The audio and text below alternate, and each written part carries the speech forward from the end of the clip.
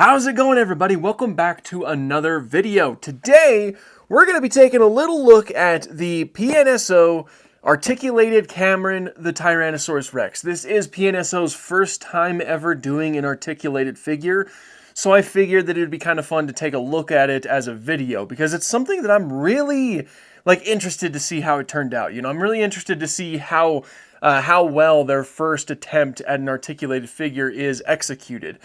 So yeah, we're going to go ahead and take it out of the box right now, and we're just going to take a good look at it. Also, what do you guys think of the setup? I kind of dedicated another corner to possibly have something like this, where I can do figure reviews, or maybe live streams where I build a Lego Jurassic World set or something like that. It's not done yet. This is what I threw together real quick.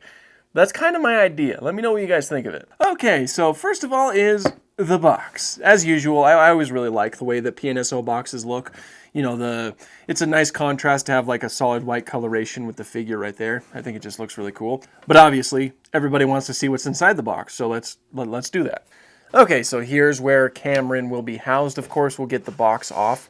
Obviously, PNSO always provides little booklets with their figures that kind of provide extra information about the dinosaur that we're taking a look at. And it seems like there's quite a bit of information about the Tyrannosaurus Rex right here, which is pretty cool. Look at that eyesight, because of course Tyrannosaurus Rex had forward-facing eyes, allowing for depth perception, all kinds of things about its teeth.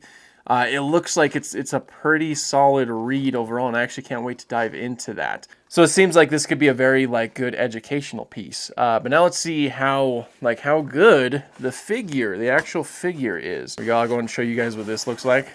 That's what he looks like. This, if you didn't know, this is what a mummified Tyrannosaurus Rex looks like. Not really. Alrighty, so here is Cameron. I'll get this out of the way real quick.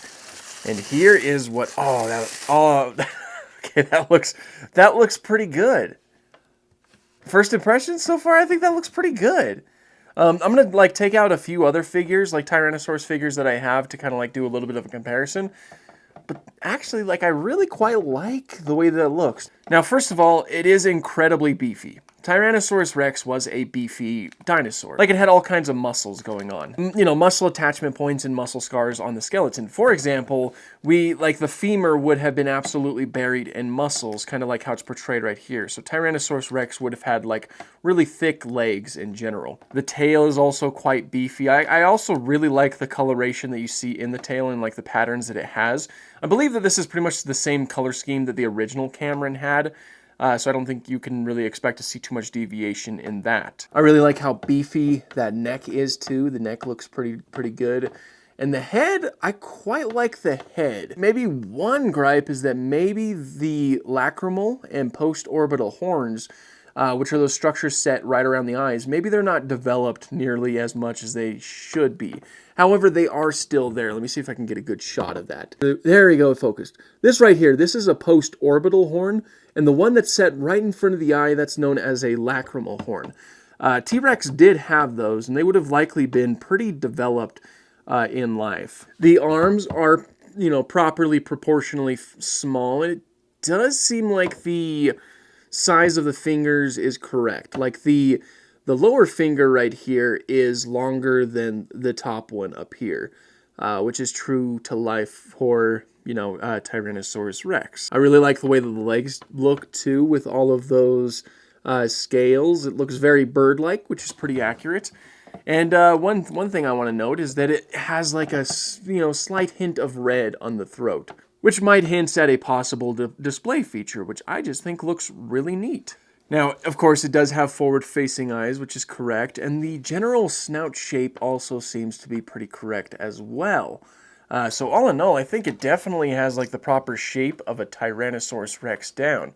Oh, and also, it has oral tissue, otherwise known as lips. Tyrannosaurus Rex likely had that in life. I mean, I've talked about it quite a bit before in other videos, but it's becoming more and more likely that theropods in general just had something like this. And I know that the original PNSO figure of Cameron did not have lips, so it's really cool to see it with lips. PNSO has done lips on their figures before. Like, I know that I have the Temeraraptor that I have has lips, as well as like the Tyrannosaurus. And I really like the way that they look on this. I like how when the animal opens its mouth, the lips are pretty much completely gone. You see the exact same thing today with Komodo dragons, or just lizards in general. And that's because they have fixed lips that are not movable. If dinosaurs had lips, they would be like that, because mammals, we're able to move our lips because we have muscles in our face. You know, we have muscles all over the place in our face. That allows us to move our faces in all kinds of really crazy ways. Reptiles don't have that. That's why whenever you see a Komodo dragon open up its mouth, it can't snarl or anything. It can't show its teeth. Its teeth are simply just hidden by the lips. So if dinosaurs had lips, they would be like that. Again, we could tell because the proper muscle attachment points are not present on their snout. So that means if lips were there, they would not have muscles that would allow them to move. So you would have lips that look like this. Which means that all around, this is a accurate, man, this table is wobbly, but all around this is an accurate depiction of Tyrannosaurus Rex. Now let's talk about the articulation. Let's see how good the articulation is. Let's see if I can do some like really interesting poses with it. So there's not a lot of movement in the neck. Like, it is relatively stiff, but you can move the head independently, like to look down. Oh, I actually really like the way that it looks like that. Like it's like looking down at something. But yeah, the neck or the head moves independently right there. Obviously, the neck is able to move. You can see that it has some movement right here. Kind of move side to side like that. So you could potentially make some pretty cool poses. Like, I kind of like the way that one looks right there. The arms don't have much in the way of movement. Like, they move like kind of like this. It's hard to say. Hello, Ahsoka. You want to join me? Yeah, they don't have much in the way of movement. The legs, of course, move how you'd probably expect them to. The femur up here, the hip, moves quite well. And then, of course, you move down here to where the ankle is, and that moves pretty well. And then the foot, you have 2 points of articulation in the foot. There's one that moves right here. It doesn't have too much. It can move pretty well, like kind of like that. And then, of course, the foot moves independently. I'm sure that you expected this, but it does have a stand. Actually, it has 2 stands. It comes with 2 stands, which will certainly help you pose the figure. Like, let's see how I can potentially, like, let's see if I have it like this, can I like do let's see. Ahsoka, you're not making this easy. Let's say we do a pose kind of like this. That's not too bad, really. It's not like a flattering angle for it, but let's see. Like, if I hold it closer, it's kind of like looking like this, and then you can move the head up, you can move it to the side, like that, kind of like that. And of course, if you want it in a dramatic pose, you can have it roaring like that, I suppose. The tail can move a little bit. Oh yeah. It looks like that tail has a wire. So you're able to bend that as well. Very similar to the beasts of the Mesozoic. So you could do something kind of like that. Let's say if I wanted to do this. There we go. That's not a bad pose. Let me just grab my camera. Like, you do have a decent amount of freedom with it. I really like how you can bend the tail like that. And then, of course, you can close the mouth if you so choose, or you could change the position. Let me see what else I could do here. A simple change, but if you want it to be walking, you just do that, and then it's walking. So the articulation, it's a little bit stiff, and like especially in the neck and the head, but especially for like a first-time articulated figure, I think it's pretty good. But as promised, I'm going to compare it to like a few other, not necessarily compare it, I just want to see them all side by side because, I don't know, I'm weird like that. So I'm going to go and get some more of my T-Rex figures. Okay, so here's a few of my my T-Rex figures that I have, all compared to one another. And I certainly think that the PNSO one is a pretty darn good figure, you know? Like, it's pretty accurate, it has a lot of the things you'd expect.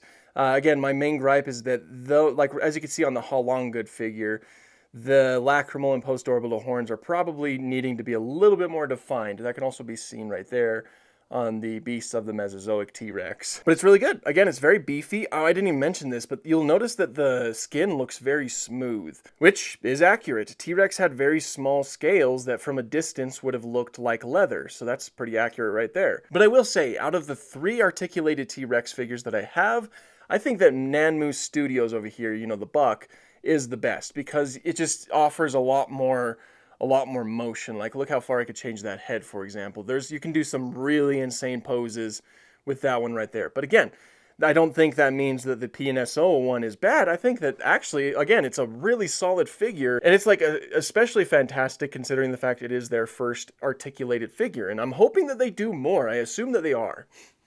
Because I gotta tell you, I would absolutely love to see an articulated Spinosaurus figure done by them, or Baryonyx, or Suchomimus, or let's see, what other PNSO figures do I have that I would like to see?